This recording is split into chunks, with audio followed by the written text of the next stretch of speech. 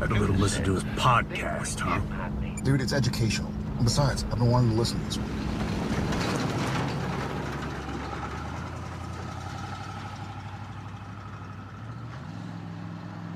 Welcome to Idling in the Impala, a podcast by and for lovers of supernatural and the fan fiction it inspires. We know it's been a long journey, but you've done it. You've reached part 3 of our 3-part Misha episode. So, yeah, I'm just like, I don't want your fucking apology. You did this, you made this. Live with it. Your son is a murderer and it is your fault. But, you know, this is all in and around the media coverage of ClubQ and everything else. And I believe this might have been the same time that the shooter was trying to go, I'm not binary, I'm also part of the community, it's not a hate crime. Because, I don't know, maybe that would get him like 1 year less if it wasn't a hate crime. I don't know. But that was his story and he was sticking to it, whatever. And here comes Misha. Because he can't keep his mouth shut. Now, you won't find this tweet on Misha's Twitter because he deleted it. Not straight away, but with time.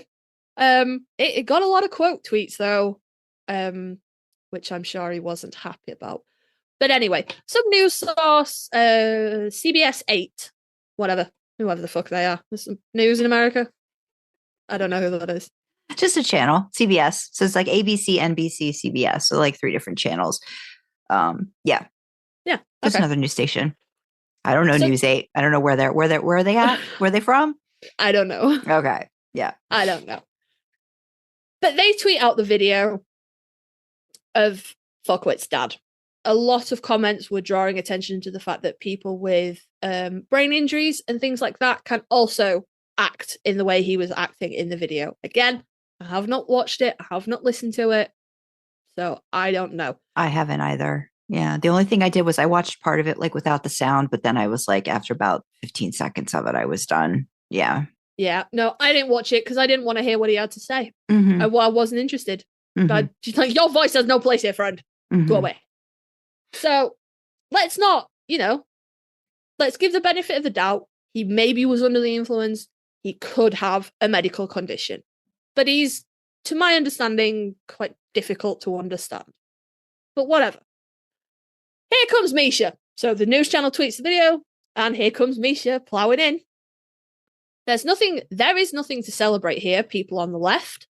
This man is clearly drunk or high, and clearly a dysfunctional father, which are all ingredients that help precipitate a son who commits atrocities.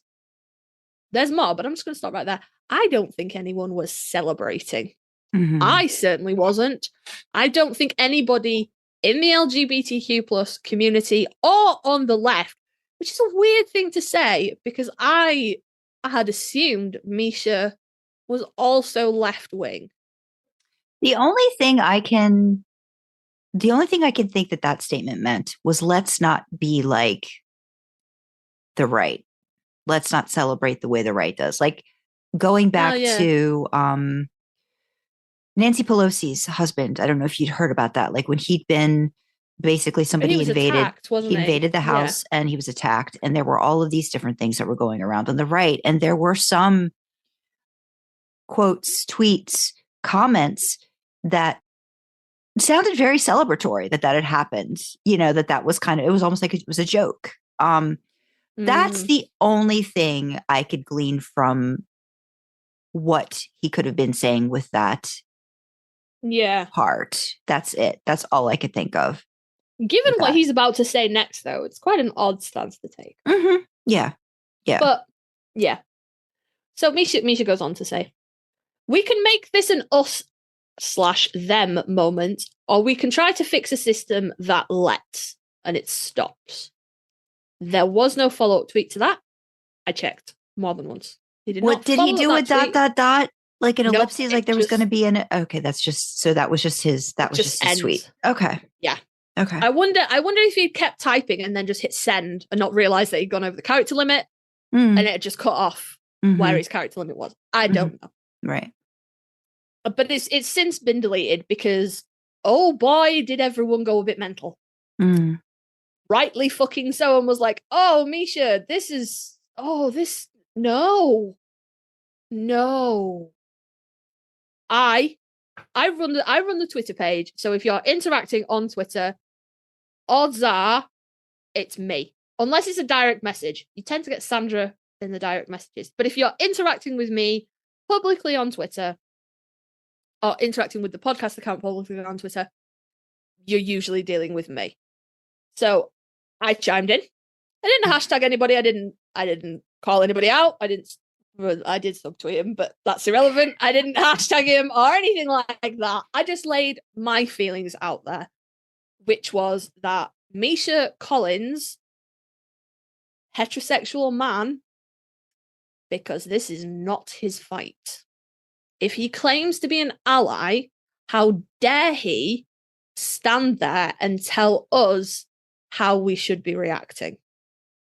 Now, I don't think anybody, left wing or in the community, was going, oh, this is great. Look at that guy's dad. He's a fucking idiot. You know, oh, what a disaster of a family.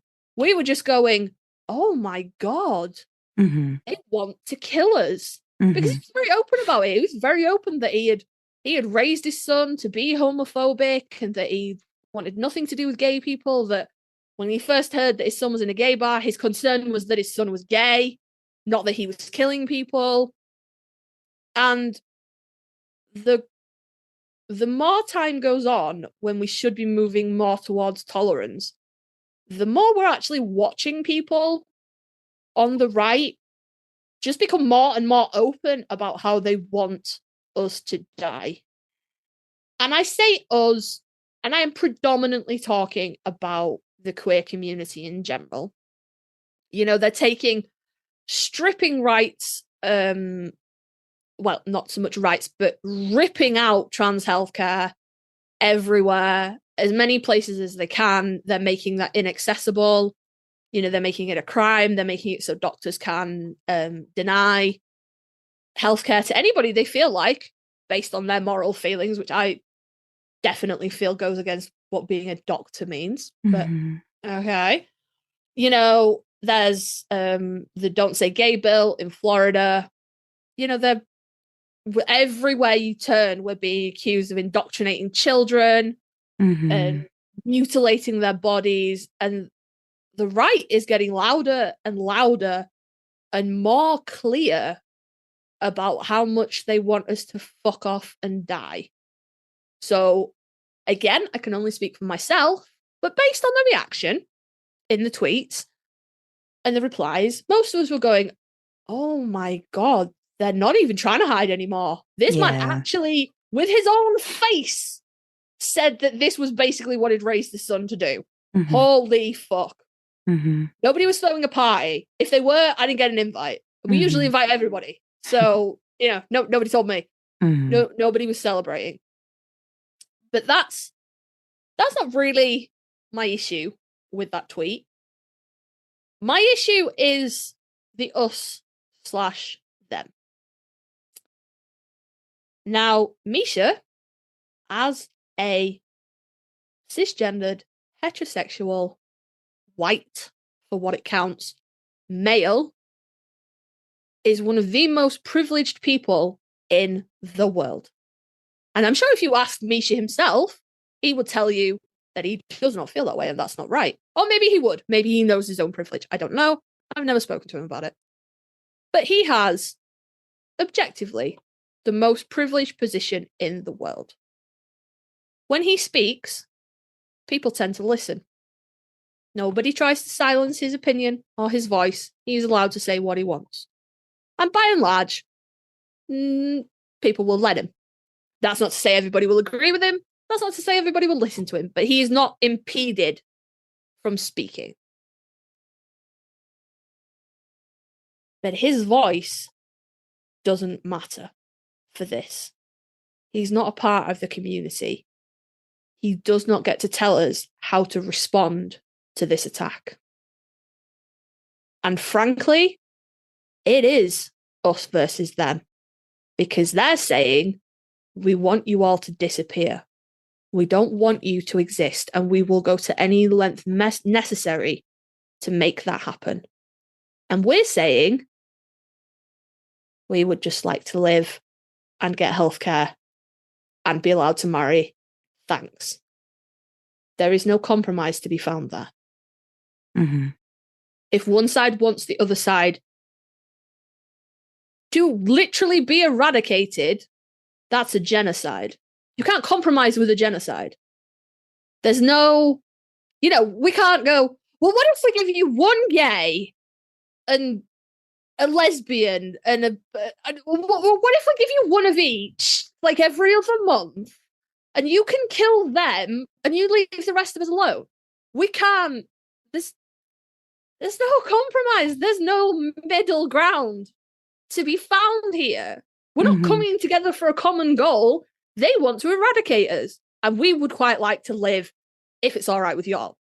Yeah. So it inherently is us versus them. There's no other way to put that. As an ally, how could he have magnified the voice? His first act was not to tweet this tweet. That's the first thing to do. If he wanted to be an ally, he needs to be promoting the voices of the community.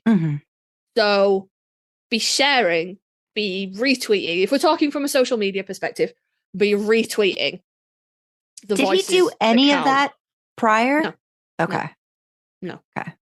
He didn't do anything. Okay. He didn't do anything. He just waded in with his opinion. And nobody's there to tell him that he can't have an opinion. He can have an opinion if he wants to. Yeah. But his voice is not the one. What he needed to do was find the voices in the community. Because I'm sure there are people in the community that are saying similar things. They still have hope. It's nice. We try and foster it. I'm sure there are people out there that are saying, oh, we shouldn't make this us versus them. We should be fixing the system. That's not wrong. It shouldn't be us versus them. We need to fix the system. But you can't do any of those things when one side is attacking. Yeah. Trying to eradicate the other. There's no middle to meet in there. Yeah. And with the best will in the world, we have given enough fucking ground. You have taken every single, not you personally, Sandra, or probably even not the people listening to this. Then they have taken every single piece of ground that they could. They stripped out trans healthcare, gender affirming care. They're coming after gay marriage. It was legalized. Now the state's trying to do what they did with Roe versus Wade and take it away. And, give it back to the states, I think is the thing. But, red states are not, they're just going to criminalize it. They're just going to refuse to do it. Yeah, the Respect for Marriage Act just recently passed too. So yeah, that's hoping to that's supposed to stop that from being a thing where if you wanted to get married in a certain state but it wasn't accepted or viewed, you'd have to go to another state, get married, then come back to the state where that was. That's one small part that's hopefully trying to build it back to where I guess is it Obergefell, something from 2015 that was passed, the Obergefell Act, that they're trying to take away, that now it's kind of been given a little bit more foundation to not, but it's still, it's why are we going back and forth with this stuff? Why are we letting this continue to be whittled away at? Yeah. Same-sex couples, it's very difficult for same-sex couples to adopt. It's very difficult for same-sex couples to access healthcare that would enable them to have a child, biologically via a surrogate, or, if you're part of a same-sex female couple, one of you getting a sperm donor, whatever, It's very difficult to access that healthcare. It's very difficult for same-sex couples to adopt. You've taken, not you, again, they have taken every single little thing they can away from us. And we're slandered. We're grooming your kids. We're fucking mutilating children. We're doing this and we're doing that. We're forcing our agenda. And we're not. We're just trying to live. Nobody has an agenda. And if we do, it's better clothes. You know, that's a terrible stereotype. That's a terrible stereotype. But I promise you, we have no agenda. All we're saying is, as, you know, and again, it's the youth that are coming up and saying, hey, these labels don't fit me. I don't feel like a boy or a girl, you know? And they're expanding these horizons and figuring out new spaces and new identities so they feel comfortable. And us, like, you know, generations past, they're going, oh yeah, that doesn't make sense actually. Like me, I'm in my 30s, you know? I knew what non-binary was, but like, I didn't really think about it, you know? But, and all we're trying to do is give the kids space to do that, you know? So it's all about representation, isn't it? If you've got two mums, maybe you want to see a bit of representation of that in the classroom, you know? Because a mum and a dad family doesn't represent you. You don't identify with that. So maybe you want to see your family dynamic just even be given a space. Or if you're not just erased, like, let's not talk about it, or let's, like, if it comes up, we, you know, we're not going to discuss that this is what a family looks like, you know, that families come in all shapes and sizes and that kind of thing. Yeah. Or if you're a little bit older and you're, you know, you're questioning, maybe you feel like you're in the wrong body. We're just trying to give them space to question those things. And if they feel that they are, you know, whatever body they have, whatever gender they've been ascribed, if they feel like it doesn't fit them, then we're trying to give them space to explore that. We are not coming for your kids, all right? I promise you, your kids are already thinking this. Their kids. I suppose at this point, I'm just talking to the right-wing people that are never going to listen to this. This is not their podcast, guys. This is not their podcast. But we're not, you know, we're not fucking coming for anybody's kids. We don't want a little army of trans kids. That would be very weird. Where would we keep them? What would we feed them? We're all broke, you know? We just want to be allowed to exist and not be told that we're wrong. And that's true from children who are just starting to question right the way through to elderly people, you know, all the way across. We just want to exist. We just want to be allowed to exist. But at the moment, them, the right-wing people, you know, I don't want to say all Christians, but some of y'all, them are against us. And we have no more ground to give. We have nothing left to give. And be like, oh, we shouldn't make this an us versus them moment. It already is. You can't unmake it that because it already is. So I was inherently furious about this. I tweeted about it. I think I was speaking to Sandra, actually. I think we were recording when I found this news out, and I talked her head off for about an hour about how angry I was because I was livid. People were dead, people are dead, and he's coming along with his big fucking opinions. You shut up. So I started to think why. I was like, there has to be a reason why Misha thinks that his voice is important here, because a lot of people were shutting up. A lot of people were just being quiet. He could have just been quiet. He chose not to. So I got to thinking about this. And I was like, Misha played Castiel for 12 years. Castiel is accepted in the supernatural fandom as this icon of LGBTQ+. He's a representation. A lot of people identify with him. I would even say idol. I mentioned that in the comment. Idol. Yeah. And so we've got that. So Misha, as the actor who plays Castiel is a fictional character, of course. So Misha is his mouthpiece. So Misha's the one saying, I think Cass would this or that or the other. And I suppose it's probably really easy to get into the headspace of forgetting that you're talking about a fictional character and just talking for yourself. And when you combine that with all the things that Misha does, and Misha does do a lot of really amazing things. He, he's very charitable. He's always doing stuff like that. He gets really involved around elections and politics and things like that. He does a lot of things, and I don't think for one single second he does anything that he does not believe is good and right.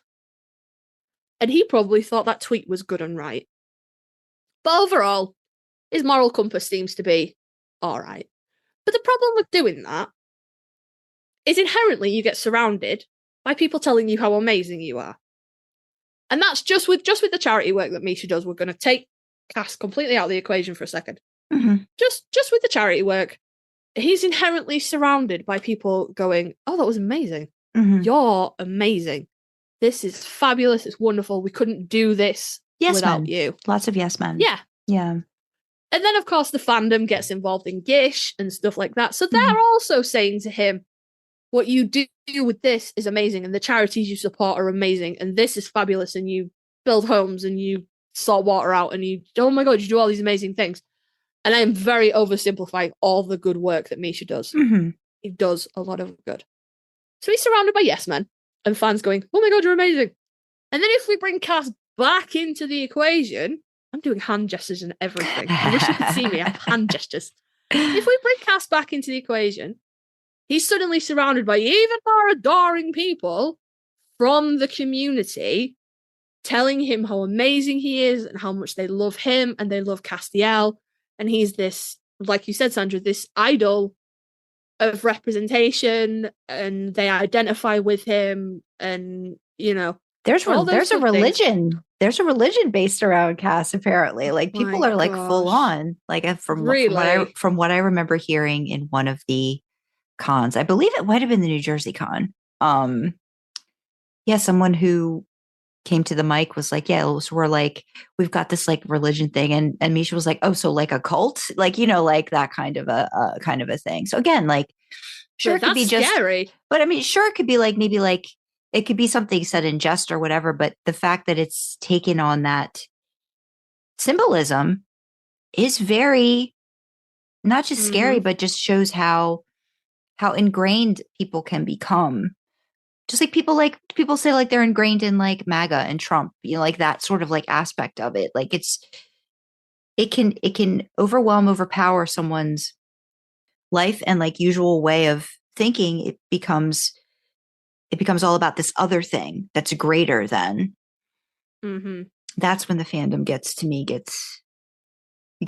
I get concerned, about people in the fandom. Not that they're going to do anything, but like for themselves, like you're not using it as an escape to maybe find a connection that makes you forget about certain things that are maybe too hard, or helps you find ways to get past them, but becomes all encompassing, and I know we talk about stuff like that too, but I don't think that it's ever like, we bow at the altar of Jared or Jensen, you know what I mean? Like that kind of thing. So,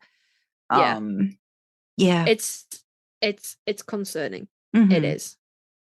But from Misha's perspective, he's just surrounded by all these people telling him how fucking amazing he is and all the good he does for the LGBTQ community. He's, his character is an icon, his representation. And I think that he's just assimilated into that, because I imagine it must be incredibly difficult to be surrounded by that constantly. You must lose some sense of who you are. And I think he's just assimilated into that, consciously or unconsciously, and forgot that actually he's a cisgendered straight man. And his voice doesn't mean anything in this situation. Mm-hmm. So he's come in thinking he's helping. And again, this is the difficult thing for me, because I'm so angry, but I don't truly believe anything comes from a place of malice. I think it genuinely comes from a place of ignorance, which is very difficult to swallow because Misha's a very intelligent man. Yeah. And I feel like if you're going to talk, You have to know what you're talking about. I'm in the queer community and I don't talk about things I don't know about. I would not sit here and tell you how it is to live as a trans person or a gay person because that's not my lived experience. I can only tell you what I've lived.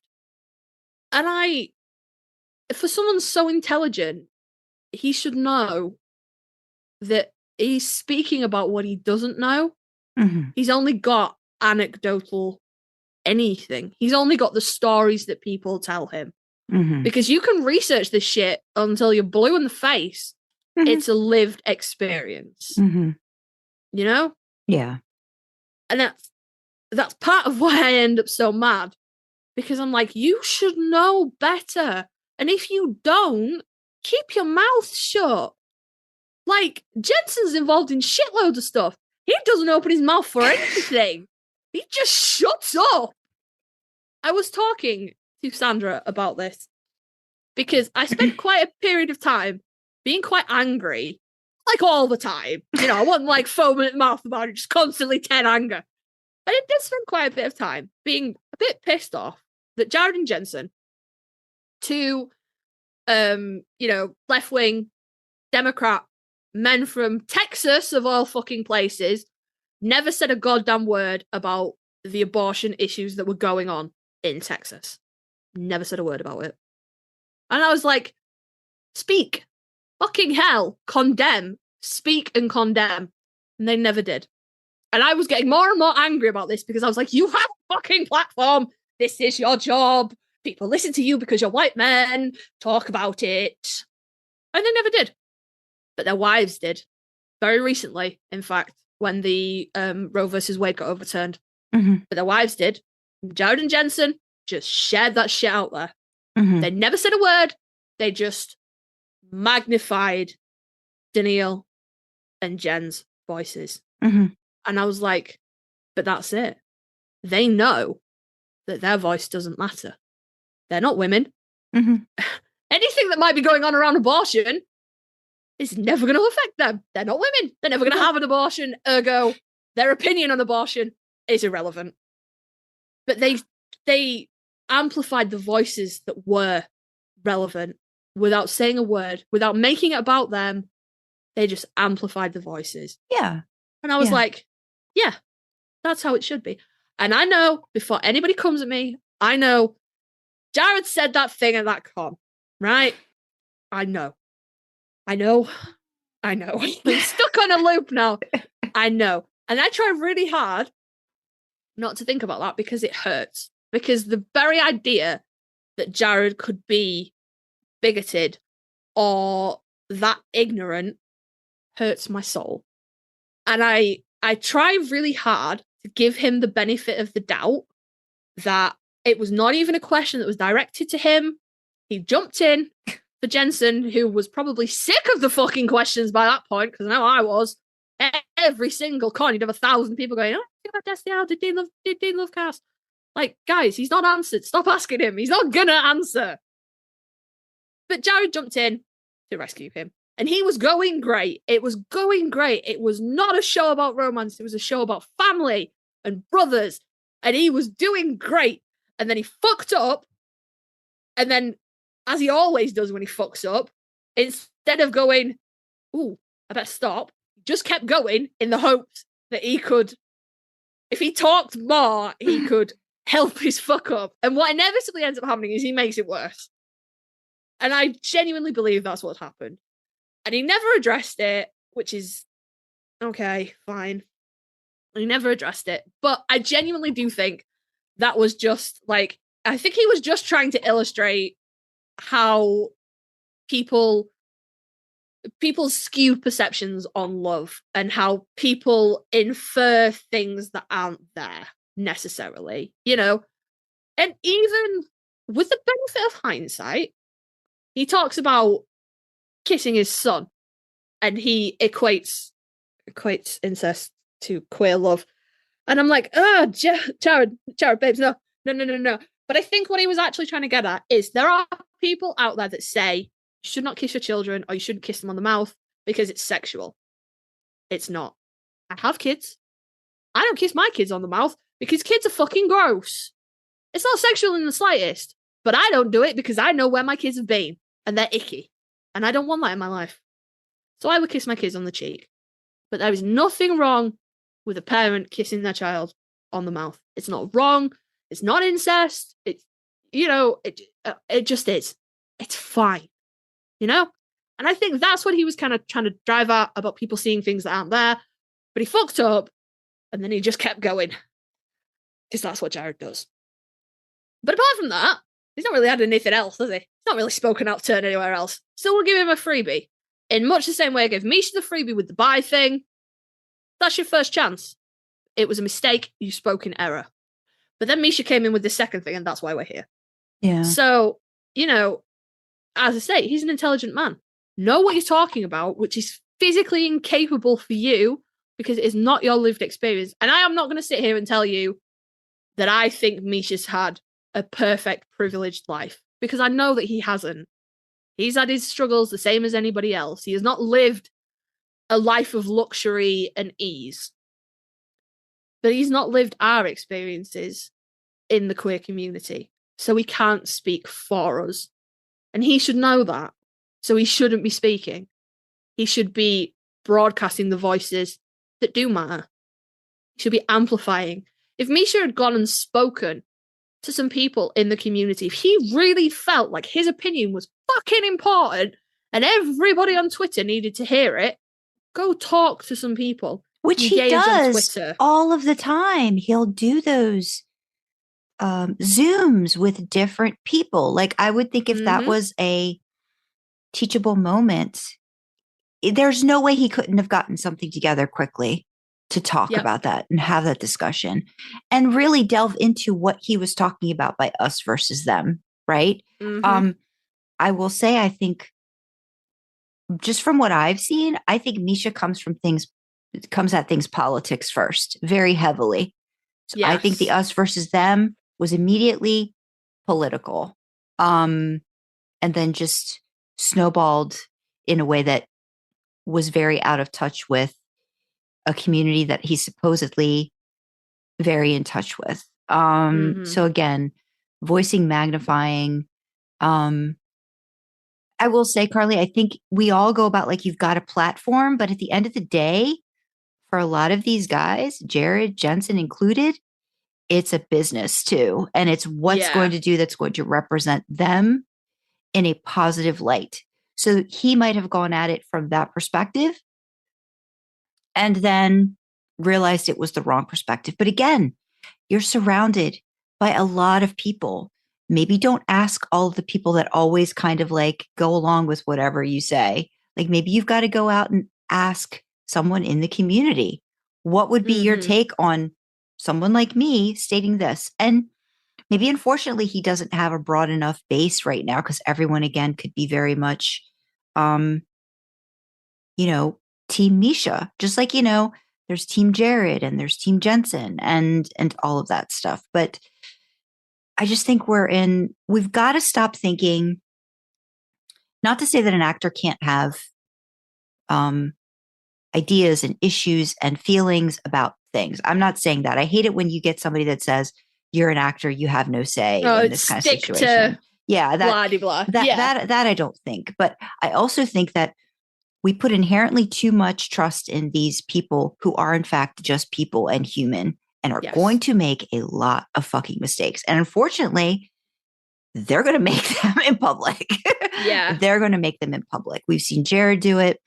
We've seen you're trying to think of a time Jensen did it now. No, I think Jensen, I've seen something recently, like a way back where it was at a con, and I think it was like when Destiel was just starting to like be this thing that was getting a lot of attention, and you could kind of see that he was kind of already over like the question, like the very first question, and he was kind of like, oh, right out of the gate, we're going right out of the gate, like with this, where I think he was just like already over it. And just how we talk about Dean being like, I'm so tired, Sammy. And it's like season 1. And it was like, dude, you've got this for a while that you got to figure out what your message is.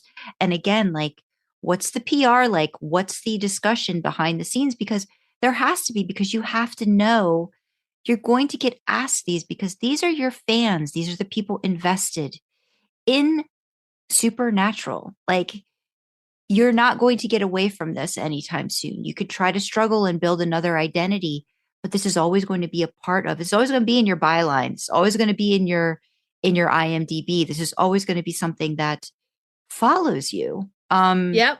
It's like Johnny Depp. Yeah. Johnny Depp has done loads of movies, but when you say Johnny Depp, people think Jack Sparrow. Yeah. And he's done loads of shit. Oh, yeah. I was like 21 Jump Street days. I remember that man all the way through. I was like adamant follower of him. But it's like all of those things. But then there's that one moment that solidifies you for a certain part of fandom. And again, like, if you don't know about Supernatural, you don't know about Jensen Ackles. You don't know about Jared Padalecki.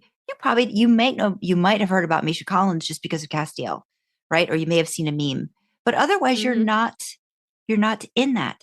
So your fans are going to hear you first and foremost, not everybody else that you're trying to reach out to. Just like us, like on this podcast, we know who's listening. We know who's inherently like on board with us and along for the ride. Mm-hmm. I just think it's such a dangerous thing to expect someone like Jensen, Jared, or Misha to have the answer to everything. Like, I just think that we've got to get that in check. Like, for a lot of things too. And just, I was reading actually, recently. I can't remember when it was, but it was something to do with creation having to say like things that you couldn't say to the boys anymore because someone had said something or told a story or something to Jared that had made him so upset he had to like leave for a few minutes to gather himself. Okay. And then after that they'd said like, you can't be doing this. And I can remember one of the first cons. It might have even been like one of the ones you went to, but I was watching. I saw Twitter kind of like blow up, and then I was watching Misha's panel, and somebody had come and asked Misha what he thought Cass would say to someone who had lost a parent that they were on bad terms with, and she was crying, and Misha was so uncomfortable. And Jared and Jensen actually came on stage and were like, you were taking too long. Come to wrap it up. Now everyone's bored of listening to you. And I remember the fandom being so mad that Jared and Jensen had come on stage. And I was like, do you think for a single fucking second that Misha wasn't desperately signaling someone to save him? Yeah. He's not a therapist. You cannot come at him with questions like that. What would Castiel say? We don't fucking know because Castiel's a fictional fucking character. Yeah. As Mark Shepard would say, write your own fan fiction. But that's, I think, where the parasocial part of this fandom can get it's so difficult, right? Like, 'cause I mean, I know, like, I've talked about this a lot. Like, I know Dean's a fictional character, but I still love him to death. Like, and I have to really like think about like, if I'm going to a con to see Jensen, I'm going to see Jensen, right? Like, I'm going to see the man who brought this character to us. So he's almost like the vessel, right? Yeah. He's the vessel to this character. So he's that through point, but he's still his own person. He may have taken parts or traits or whatever, embellished or done a complete 180 from stuff he would normally do as a person. But we've got a lot of, this fandom is so very fragile, I think, in so many ways, and so needing comfort, and has we've all gravitated towards this show, I think, for a reason. I'm sure there's like 10 or 20%. There's guys like my husband in the fandom that just thinks it's a good show. They enjoy the characters, but they're not in it. They're not putting themselves into it. They're not seeing a part of them necessarily, or maybe they are, but it's not to the extent that other fans are. So it's that understanding that you're giving them a lot of weight to carry, again, they're still doing these conventions, so they need to understand that also on their end of it, these things are going to continue to happen. If you want to continue to increase this fandom, grow this fandom, water it, feed it, you're going to have to deal with those interactions. You're going to have to be prepared for an out, for a parachute, for an emergency release. There has to be ways. You've done this for a long time, guys. Done this for a long time. You gotta have these things in place.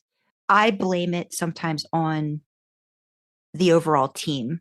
I don't think they really I think they do now, but I don't think initially they really understood how important they are to many people in the fandom. I mean, they're important to me too. Like I don't want to be disappointed by them, right? Like that's a real worry. You and I have talked about that. We don't want to be disappointed by these guys because they represent so much. And if they disappoint us, they're going to take something away from us that we have right now that's very special.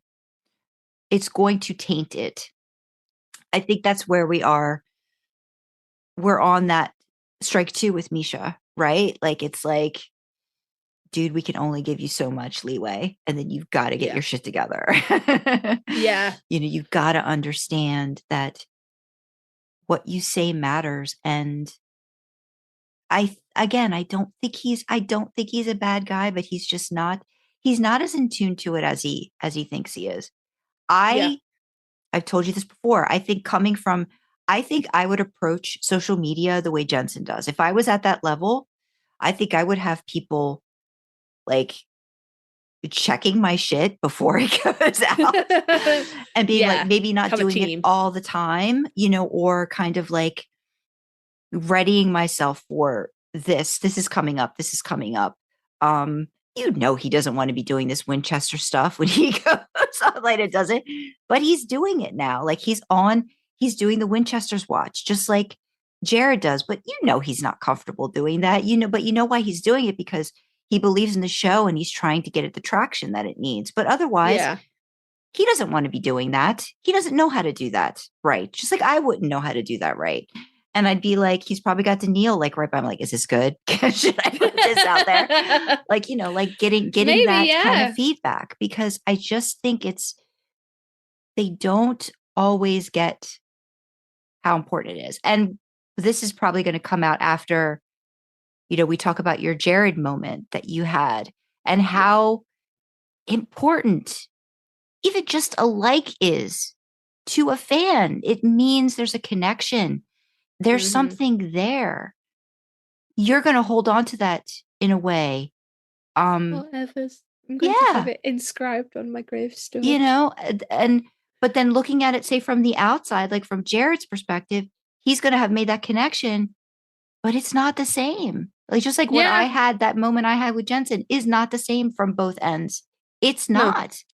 Like understanding that, taking in the moment, but then understanding they are human. They are human beings. They are not Dean Winchester. They are not Sam Winchester. They are not Castiel. They embody the characters that we love and adore. They are not that character. And I think we just have to learn that a little bit more, kind of keep reminding ourselves that when something like this happens. But again, you're totally right about, I just think all of them, I think, are just inside this bubble of Supernatural sometimes, and they don't think about what that means outside of it. Yeah. I mean, think about it. Once a month, every other week, they're going someplace where they are adored, absolutely adored. Who gets that? Yeah. I think it would be very difficult to keep actually grounded in reality. And I mean, this episode is not to be like, we hate Misha, we're just gonna, I'm angry. Yeah. But I think, unfortunately, Misha is in the unfortunate position of having fucked up a couple of times to the point where I have felt the need to come and go, actually, you know what? This isn't right. Yeah. But the point of this episode was not to just hate on Misha for like however many fucking hours has gone on now. It was just to bring attention to these things and hopefully start a conversation. And I mean, y'all can get my private Twitter information. We can have a conversation. Like I said, if you engage publicly with the Impala account, 99.9% of the time you're engaging with me. Mhm. And if you're not, Sandra will let you know. You know? We have very, very different tweeting styles. She would let you know very quickly if it's not me. But if it's me you want to talk to, just tell me and I'll come along, you know? Mm-hmm. I want to, the only way any of this is going to change is if we talk about it. Yeah. Yeah. I would bet there are people out there that maybe hold some of those beliefs that we talked about earlier about bi people that didn't even know that they held them. Mm-hmm. And maybe you've listened to me rant about it and you've gone, oh shit, yeah, I thought that. Mm-hmm. You know, nothing changes if we stay silent. Right. So Misha is unfortunately in the position of, you know, being the one to be hit with the stick in this particular instance, but it could have been anybody. Mm-hmm. It could have been anybody, Mm-hmm. you know, that had done these things, and I had gone, no. But he's a catalyst, right? Now he's a catalyst for discussion. Yeah. That's it. Yeah. So please don't think that we hate Misha or we hate Castiel or anything like that, because we don't. Misha is a flawed, fallible human, like we all are. He's doing his best with what he's got, I'm sure. And I genuinely don't believe that either of these instances came from malice. They came from ignorance. So if I sit here and talk your ear off for a couple of hours and address that ignorance, maybe you go away and you think, oh yeah, you know, I did think that, or I didn't think about it that way. Maybe you go have a conversation with someone else. You'd be like, I was listening to this crazy podcast the other day. There's this crazy British person who yelled for so long, but it prompts a discussion. Mm-hmm. And that's what needs to happen. Yeah. Because the right, they, whoever they are to you personally, are being very loud and being very overt with what they want. And what's happened on our side is we're so focused on trying to survive that we don't have space to fight back. Nobody's got anything left to give. Mm-hmm. So there's no place for this discussion to take place. We can't combat the misinformation that's being spread if we're too bothered about getting through to see tomorrow. And obviously seeing tomorrow is the most important, but things can't change if we're not talking about it.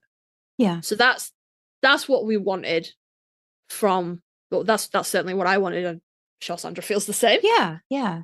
No, I know that a lot of these things too, like I don't think I would have really, like, if it hadn't been for the relationship that you and I have, you know, built too over the past couple of years, and like through the thread and under, you know, like really like hearing about your journey, you know, and understanding what that's like for you and how that needs to have more support from people in general, other, you know, just people who've never thought of it.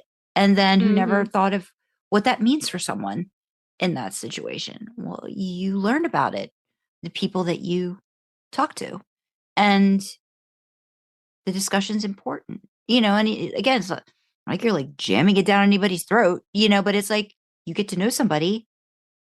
That's who they are. Yeah.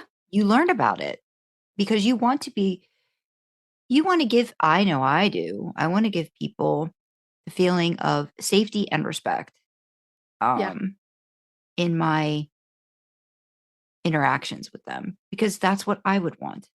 And I just think that's just like a basic human thing that a lot of people have to learn. And sometimes it comes out of, sometimes the opposite of that comes out of fear, you know, for whatever reason people are dealing with fear of whatever, fear for themselves, you know, at this like weird thing. So it's discussion, and it's being able to just discuss and not be like, this is my side, this is your side.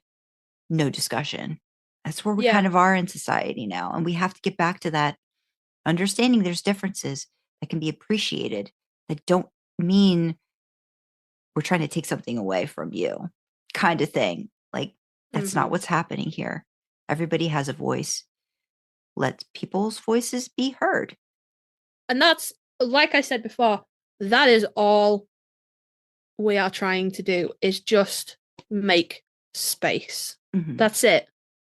Like I said, we're not coming for your kids, coming for your house. Nothing like that is happening. We're not coming for the sanctity of marriage or anything like that. We're just asking for space. We're asking for the same basic rights that most people take for granted. And I know, as difficult as my journey was, that we spoke about earlier, I recognize my own privilege. I look like a female. So, I mean, without getting into the patriarchy and misogyny, because we'll be here for hours. Yeah. But without taking all that aside, right, I look like a female. And I'm married to a man. So people assume I'm a cisgendered heterosexual woman. And I get all the... I don't really think you get a lot of... You get privileges.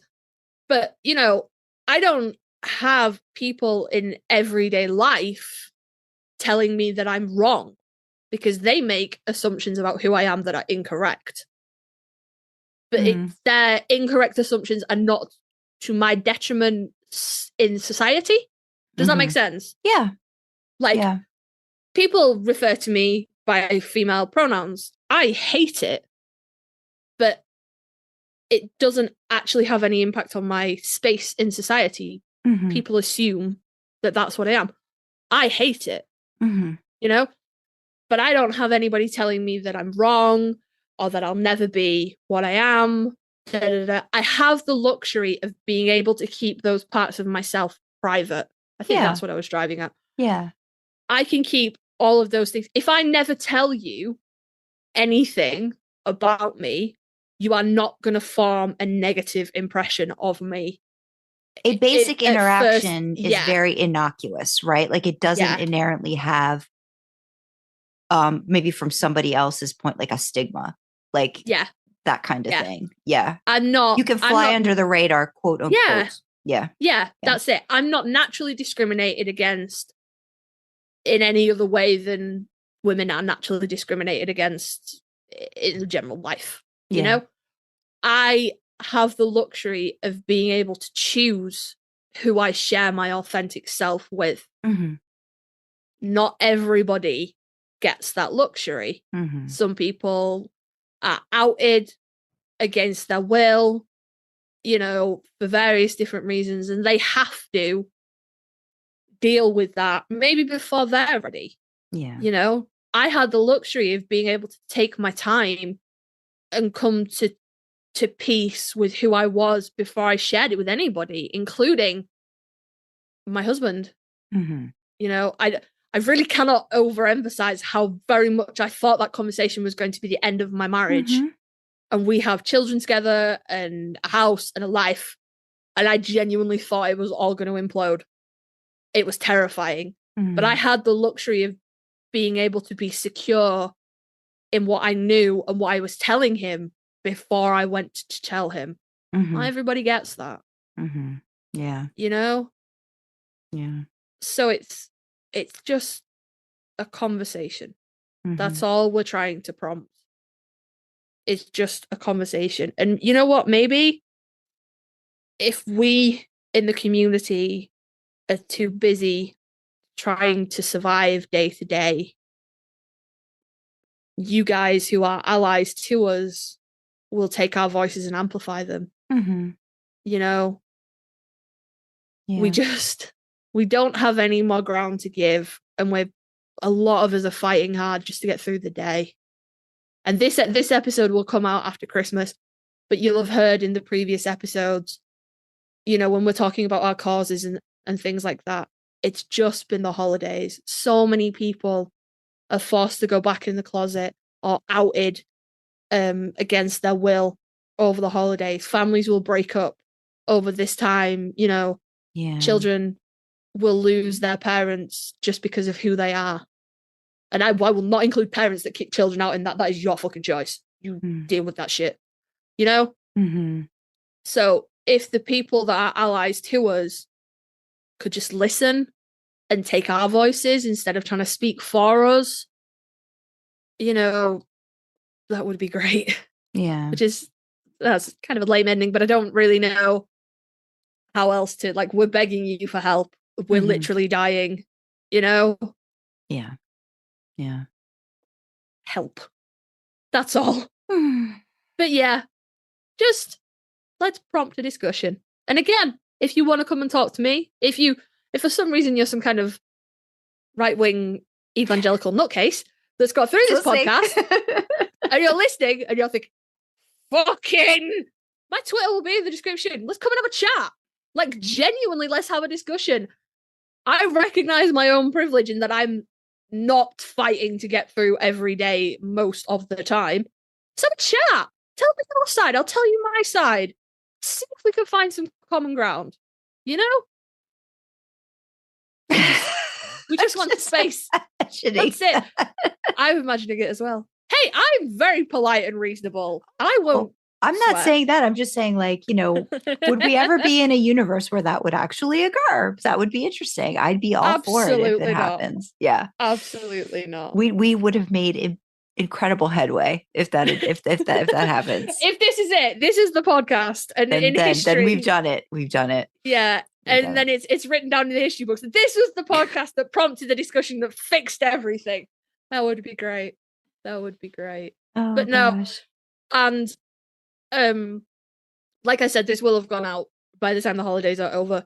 But the Impala Twitter is always going to be a safe space.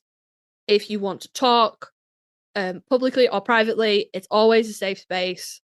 And my personal Twitter is also always a safe space. If you're going through some shit and you want to talk to somebody who's gone through some shit, you reach out to us. We're here. You know, you are never going to find anything but love and acceptance with us.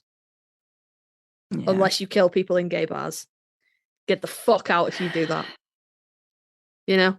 I hate having to put caveat on that, but also, like, if you shoot people in gay bars, we are not friends.